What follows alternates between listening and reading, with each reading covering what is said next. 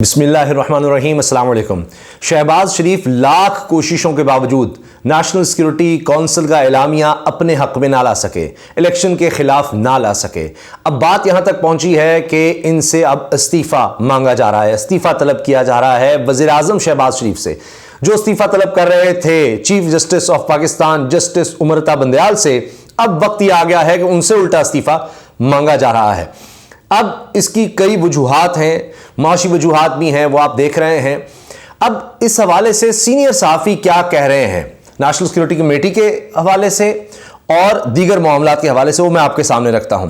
फिर इसमें बहुत अहम रोल सदर पाकिस्तान का भी नजर आ रहा है। हुकूमत अब वहां भी जा रही है कि अब किया क्या जाए कि किस तरह से सदर, जो इमरान खान साहब के एक बहुत ज़बरदस्त खिलाड़ी की तरह मैदान में उतर आए हैं और हुकूमत की बड़ी से बड़ी साजिश को नाकाम बना रहे हैं, उस पर भी इस वक्त हुकूमत का बस नहीं चल रहा और अपनी पूरी कोशिश कर रहे हैं कि किसी तरह से अब सदर के इख्तियारात को भी कम किया जाए।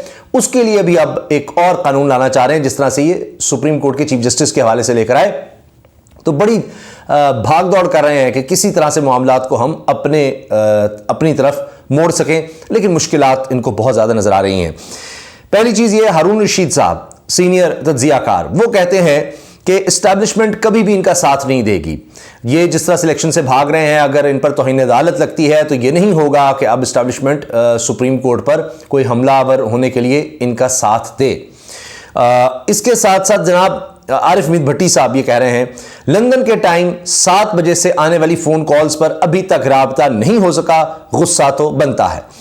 अब मैं आपसे अर्ज कर दूं कि मियां जावेद लतीफ़ की अगर आप प्रेस कॉन्फ्रेंस देखें, उसमें अल्फाज देखें, तो उसमें बड़े वाज़े इशारे मिल रहे हैं कि क्या है, क्योंकि मियां जावेद लतीफ़ ने जर्नैलों का नाम लेना शुरू कर दिया है और जजेस का तो कह ही रहे थे, लेकिन अब जर्नैलों का नाम भी बीच में आने लग गए हैं। मियां नवाज शरीफ ने प्रेस कॉन्फ्रेंस करनी थी, वो नहीं की। आरिफ मीर भट्टी साहब फ़ोन ना उठाने की बात कर रहे हैं, राबता ना होने की बात कर रहे हैं। ये तक बातें हो रही हैं सोशल मीडिया पर कि जनाब अब नवाज शरीफ साहब कहते हैं कि अच्छा ये बंदा नहीं चल रहा, इसको बता दो कि इसको फारिग कर दिया जाएगा, इसको हम हटा देंगे और इसकी जगह पर दूसरा बंदा ले आएंगे। अब नून लीग क्या कर रही है, वो एक दूसरे बंदे को, दूसरे आला अफसर को प्रमोट कर रही है, सोशल मीडिया पे प्रमोट कर रही है। यानी अब आप देखिए कि एस्टैब्लिशमेंट में भी डिवीजन पैदा करने की कोशिश हो रही है, वहां भी लड़ाई करने की कोशिश हो रही है, जिस तरह से इन्होंने सुप्रीम कोर्ट में करवाया। और ये हमेशा ये करते हैं कि इदारों को आपस में टकरा दो, कमजोर कर दो। पाकिस्तान में आप देखें इस तरह का टकराव इदारों के दरमियान नहीं मिलता और इदारों के अंदर नहीं मिलता, तो क्या होता है कि ये पाकिस्तान को कमजोर कर देते हैं, इदारों को कमजोर कर देते हैं। तो उसके बाद जिन इदारों पर, जिन सुतूनों पर रियासत खड़ी होती है, ये उसी को हिला देते हैं ताकि ये करप्शन कर सके, उनको पूछे ना, इदारों को अपनी पड़ जाए, इदारों में आपस में टकराओ। क्या इससे कोई रियासत मजबूत होती है? हरगिज नहीं, कमजोर होती है। आज आप देखिए इन्होंने हर सतह पर डिवीजन पैदा कर दी है, हर सतह पर, हर इदारे में। तो ये किसी को नहीं बख्श रहे। इनका ये ख्याल है कि इस तरह से ये काम निकलवा लेंगे एक दूसरे को खौफ का शिकार करके। तो अब आप देखें उज़ैर यूनुस साहब, ये कामरान खान साहब हों या दीगर हम मीडिया देखते हैं, उसमें अक्सर इनको बुलाया जाता है और ये साउथ एशिया जो ग्रुप है उसके डायरेक्टर हैं, एशिया ग्रुप के, और Pakistan initiative AC south Asia, और इस तरह ये तज्जियाकार भी हैं।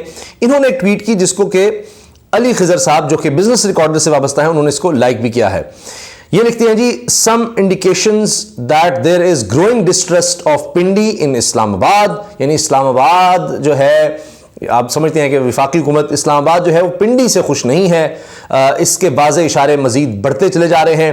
National security council meet an inflection point. ये एक जो नेशनल सिक्योरिटी काउंसिल का इजलास है वो एक बाज़े पॉइंट था कि जहां से अब ये चीज़ बिल्कुल खुलकर सामने आ गई है। This distrust is leading to brewing anger in the house of Sharif. अब ये जो शरीफ खानदान है, हाउस ऑफ शरीफ है, जिस तरह से कोई शाही खानदान होता है, उसके अंदर जनाब ये बहुत ज़्यादा अब अदम इत्मीनान पैदा हो चुका है इसके बाद कि भाई हमारे काम तो उस तरह नहीं किए जा रहे। तो जिस तरह हम पंजाब पुलिस को कर लेते हैं, ये वो पूरी तरह से अमल दरामद उस पर नहीं हो रहा, तो इसलिए वहाँ पर बहुत ज़्यादा अदम इत्मीनान पैदा हो गया अब इस इजलास के बाद, ये नेशनल सिक्योरिटी काउंसिल के इजलास के बाद। But then Sharif should ask, लेकिन फिर शरीफों को पूछना चाहिए, can the establishment underwrite this incompetent of a government in perpetuity के क्या एस्टैब्लिशमेंट जो है वो इनकी जितनी नाअहली है, जिस हद तक की नाअहली है, क्या इसको वो कुछ कम कर सकते हैं, कुछ ख़त्म कर सकते हैं या इसको कम दिखा सकते हैं? क्या करें? सुप्रीम कोर्ट के चीफ जस्टिस पर हमला करें, उनको पकड़ के बाहर निकालें? क्या करें, क्या कर सकते हैं? तो सिर्फ यही नहीं है, आप ये देखें कि जो इस वक्त माशी हालात हैं वो किस कदर बुरे हो चुके हैं। खुद इदारा शुमारियत बता रहा है कि आटे की कीमत दुगनी हो चुकी है, घी की कीमत कहीं से कहीं चली गई है, अंडों की कीमत, ये सरकारी दाद-ओ-शुमार है, केला 100 रुपये दर्जन से ज़्यादा बढ़ चुका है। ये सिर्फ इनके एक साल के अंदर अंदर इतना बुरा हाल हुआ है कि पाकिस्तान की तारीख में नहीं मिलता एक साल में इतनी महंगाई, हर तरह से बर्बादी, उसके पूरे स्टैट्स मेरे सामने हैं। अब यही वजह है कि अब इस्तीफ़ा भी मांगा जा रहा है इसी बुनियाद पर। मिसाल के तौर पर फवाद चौधरी साहब ने क्या कहा कि अब जब आप नाकाम हुए हैं नेशनल सिक्योरिटी काउंसिल में भी और आपने जो दावे किए हैं, मिसाल के तौर पर उन्होंने कहा जी हमारी मईशत और सिक्योरिटी हालात इतने ख़राब हैं कि इंतखाबात तक मुमकिन नहीं, ऐसे मौक़िफ़ के बाद वज़ीर-ए-आज़म को नाकामी तस्लीम करते हुए मुस्ताफ़ी हो जाना चाहिए। फिर उन्होंने अप्रिशिएट किया कि कौमी सलामती कमेटी एक कानूनी इदारा है, कमेटी का बुनियादी मकसद सलामती की सूरत हाल पर गौर करना है, फोरम के इलामी में खुद को सिक्योरिटी मामला तक महदूद रखना खुश आइंद है, फ़ौरन हुकूमती सियासी जमातों के एजेंडे का हिस्सा नहीं बना। ये उन्होंने वाज़े फवाद चौधरी बता रही है कि ये इनका पीडीएम का हिस्सा नहीं बना है फोरम, और इन्होंने इनका साथ देने से इनकार किया है इस मामले पर कि हम सुप्रीम कोर्ट के खिलाफ नहीं जाएंगे, ये इलेक्शन के खिलाफ नहीं जाएंगे। और ये भी कहा कि हुकूमत का मौक़िफ़ हैरानकुन है कि पाकिस्तान दहशतगर्दों के रहमो करम पर है। हुकूमत किस हद तक जा रही है, यानी इन्होंने अपनी सियासत बचाने के लिए, हुकूमत बचाने के लिए रियासत को दाव पर लगा दिया है कि बता रहे हैं कि पाकिस्तान में इतनी दहशतगर्दी है कि उसके रहमो करम पर हैं। हमारे यहाँ इतनी हमने बर्बादी कर दी है मईशत की कि हम एक सूबे में इलेक्शन भी नहीं करवा सकते। तो यहाँ क्या हालात आप बता रहे हैं। अच्छा जी, चूंकि सदर ने बड़ा कमाल किया और जो सुप्रीम कोर्ट से मुतल्लिक इन्होंने तरामीम की थी कि चीफ जस्टिस से सुओ मोटो का, चीफ जस्टिस से बेंच बनाने का इख्तियार भी ले लिया जाए, तो उसके मुतालिक जो बिल था वो वापस कर दिया है सदर ने, डॉक्टर आरिफ अलवी ने। इस पर इतना गुस्सा है आपके, क्या करें, इनको कैसे कंट्रोल करें। तो अब इलेक्शन एक्ट सेक्शन 57 और 58 में तरामीम का मुसव्विदा भी तैयार करना शुरू कर दिया गया है, जिसके तहत अब सारा इख्तियार इलेक्शन कमीशन, जिसको फवाद चौधरी मुंशी कह चुके हैं, उनको दे दिया जाए कि सदर के पास इख्तियार था, तारीख उनसे मुशावरत से थी वो भी नहीं, और इलेक्शन शेड्यूल का भी मजीद वाज़ेह करना है कि सदर से किसी भी तरह का कोई इख्तियार इनके पास ना रह जाए। बिजनेस कॉन्फिडेंस जो है वो नजर आ रहा है जनाब इतना नीचे चला गया है, तारीख में कभी नहीं था। फिर इसके साथ साथ फल और सब्जियों के निर्ख, वो सरकारी निर्खों पर भी अमल नहीं हो रहा। एक इंतहाई खौफनाक खबर मैं आपको बताऊं आम सारिफीन के लिए, गैस के सारिफीन के लिए, कि 1 जनवरी 2023 से अब नया टैरिफ नाफिज होने जा रहा है पीछे से। इसका सिर्फ एक मैं पहलू आपको बता दूं कि जिस सारिफ का बिल, ये जियो में खबर लगी है, 871 रुपए था, 871 रुपए, 871 रुपीज जिसका था, अब बकाया जात के साथ 2900 रुपए हो गया। आप अंदाजा लगाइए, ये तकरीबन 3 गुना से भी ज्यादा है। 8071 जिसका बिल था, 871, सॉरी माजरत चाहता हूं, 871 रुपए जिसका बिल था वो हो जाएगा 2900 रुपए, 2900 रुपए उसका बिल आएगा 871 वाले का। तो ये जनाब गैस टैरिफ में इजाफे की खबर है। 8 माह में गर्दिशी कर्जों में 419 अरब रुपए का इजाफा हो गया। मुल्क की तारीख में कभी माशी सूरत हाल इतनी बुरी नहीं थी। ये जनाब नायब सदर FPCCI Pakistan federation of chamber of commerce industry, उनके ओहदेदार का ये कहना है।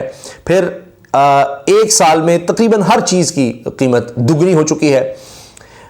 सुप्रीम कोर्ट बार, एक और खबर की जी, सुप्रीम कोर्ट बार ने पार्लियामेंट की करारदाद को गैर कानूनी आइन के मुनाफिक करार दे दिया, जिसमें यह कहा गया कि जी आप अमल ना करें सुप्रीम कोर्ट के अहकाम पर। वज़ीर-ए-आज़म को जो 42 सिग्नेचर के साथ आया है, तो सुप्रीम कोर्ट भी खड़ी हो गई है, वकला भी खड़े हैं जनाब इस वक्त सुप्रीम कोर्ट के साथ।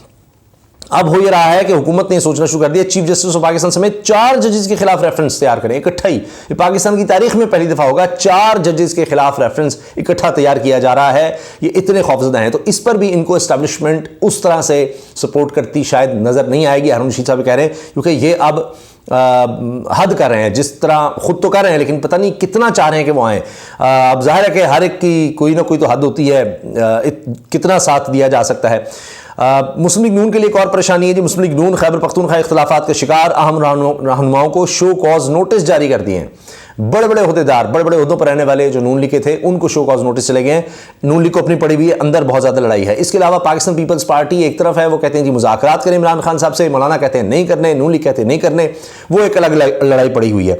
तो अब ये देखिए ना, यकसुई नहीं रही, लड़ाइयां अब हर तरफ हैं कि हर एक से डिमांड कि जी इतना काम मेरे लिए किया जाए, इतना काम मेरे लिए किया जाए। अब चौधरी परवेज़ इलाही साहब, आप जानते हैं कि ये तो खुद कहते हैं हम हमेशा से एस्टैब्लिशमेंट के करीब रहे हैं, राबतों की भी बात करते हैं, और एक ही सांस में ये देखिए क्या क्या कह रहे हैं।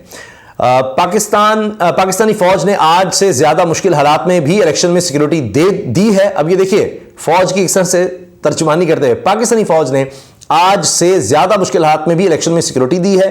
पाकिस्तान की फौज दुनिया की बेहतरीन फौज है जो हर चैलेंज से निपटने की सलाहियत रखती है।